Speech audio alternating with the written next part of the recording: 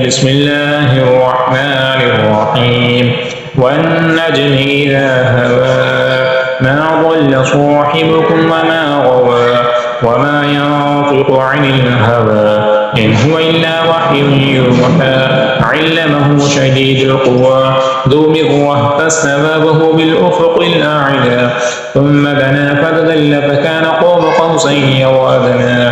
فأوحى إلى عبده ما أوحى ما كذب الفؤاد ما رأى أفتمارونه على ما يرى ولقد رآه نزلة أخرى عند سدرة المنتهى عندها جنة المأوى إذ يغشى السدرة ما يغشى ما زاغ البشر وما طغى لقد رأى من آياته الكبرى أفرأيتم اللات والعزى ومناة الثالثة الأخرى فلكم الذكر وله الأنثى تلك إذا قسمة ضيزى إن هي إلا أسماء سميتموها أنتم وآباؤكم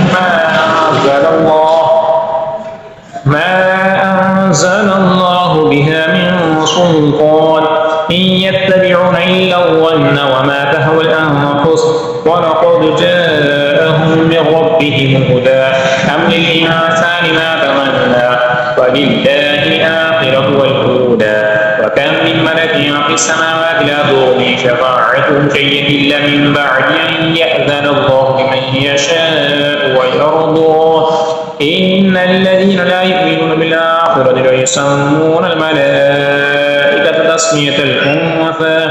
وما لهم به من علم إن يتبعون إلا الظن وإن الظن لا يغني من الحق شيئا فأعرض عمن تولى عن ذكرنا ولم يرد إلا الحياة الدنيا فأعرض عمن تولى عن ذكرنا ولم يرد إلا الحياة الدنيا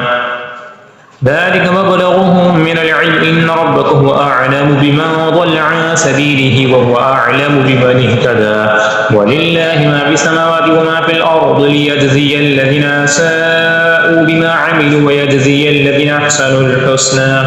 الذين يجتنبون كبائر الإثم والفواحش إلا اللمم إن ربك واسع المغفرة وأعلم بكم إذا أنشأكم من الأرض وإذ أنتم أجنة في بطون أمهاتكم فلا تزكوا أنفسكم هو أعلم بمن اتقى أفرأيت الذي يتولى وأعطى قليلا وأكدى أعنده علم الغيب فهو يرى أم لم ينبأ بما في صحف موسى وإبراهيم الذي وفى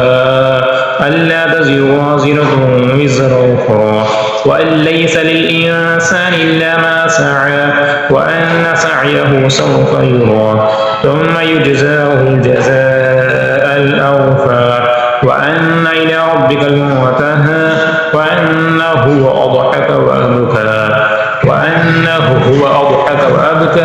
وأنه هو أمات وأحيا وأنه خلق الزوجين الذكر والأنثى من نطفة إذا تمنى وأن عليه النشأة الأخرى وأنه هو أغنى وأقنى وأنه هو رب الشعرى وأنه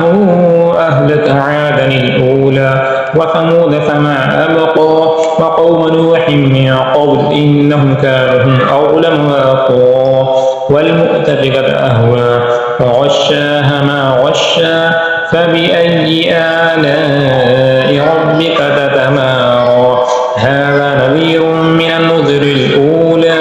أزفت الآزفة ليس لها من دون الله كاشفة ومن هذا الحديث تعجبون وتضحكون ولا تبكون وأنتم سامدون فاسجدوا لله واعبدوا